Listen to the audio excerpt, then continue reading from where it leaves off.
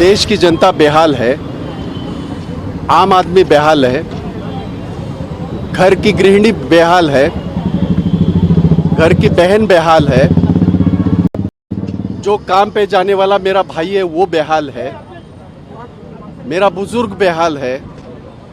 तो खुश कौन है इस मोदी जी के राज में? चंद उद्योगपतियों को मुनाफा कमाने के लिए आपदा में अवसर, जिस ढंग का वो हमेशा कहते हैं मैं आपदा में अवसर देखता हूं, मेरा तो क्या, मैं तो बनिया हूं, मैं बिजनेस जानता हूं। मोदी जी, लोगों के लाशों के ऊपर आप बिजनेस कर रहे हैं। इस देश में ऐसा कभी भी नहीं हुआ। आप ही ने तो कहा था गंगा जी ने आपको बुलाया है, तो गंगा जी, उस पवित्र गंगा जी में जो शव बह के आ रहे हैं, किसके हैं? उन परिजनों के हैं जो ये लड़ाई, कोरोना की लड़ाई, महंगाई की लड़ाई, ये सारी लड़ाई खुद लड़ रहे हैं। ये सारे खुद हमारी लड़ाई हम खुद लड़ रहे हैं। सरकार कहाँ है? बात करते हैं महाराष्ट्र के कुछ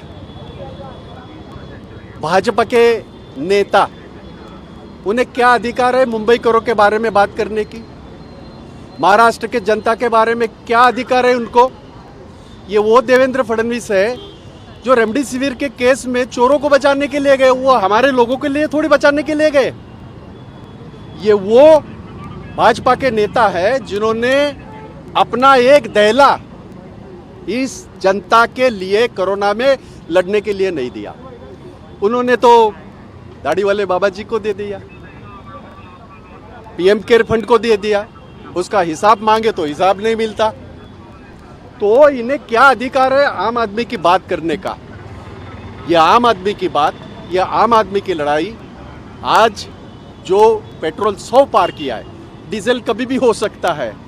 मोदी जी ने 7 साल में देश का सत्यानाश तो किया। पिछले 70 सालों में माइनस इकोनॉमी कभी भी नहीं गई थी, और देखिए इत्तेफाक वो -7 है। ये उनका अचीवमेंट है। 100 पार पेट्रोल, ये उनकी अचीवमेंट है। 400 रुपए का हमारा गैस आज 900 के करीब पहुंच गया, ये उनकी अचीवमेंट है। और ये उनकी सारी अचीवमेंट उनके सिर्फ और सिर्फ चंद जो उनके ये है व्यापारी दोस्त है, इंडस्ट्रियलिस्ट है, उनके लिए है। देश के 132 करोड़ आबादी के लिए कुछ नहीं है। हमने आज ही कहा है उनको, आप अपनी टीकाकरण की जो नीति है उसके बदल दीजिएगा, नहीं तो बहुत ज्यादा वक्त नहीं लगेगा। आप इसलिए निश्चिंत हो गए कि 224 तक तो हमको कोई हाथ नहीं लगा सकता। पर मैं बताना चाहता हूं और वार्निंग भी देना चाहता हूं, विश्व में ऐसे बहुत बार हुआ है।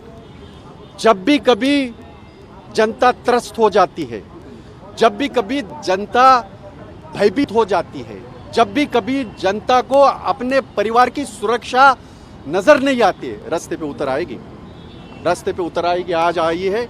आज कांग्रेस के कार्यकर्ता आम आदमी के लिए, हमारी बहनों के लिए, हमारे बच्चों के लिए, टीकाकरण के लिए आए हैं। महंगाई के खिलाफ हम लड़ाई लड़ रहे हैं।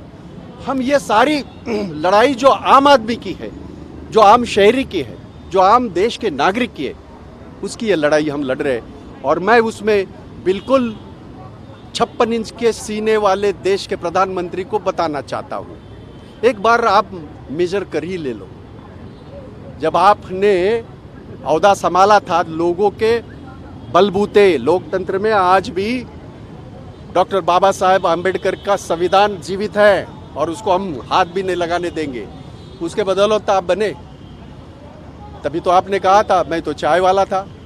अरे भाई, ये कब धोते धोते तो आपने 132 करोड़ जनता का परिवार धो डाला सब।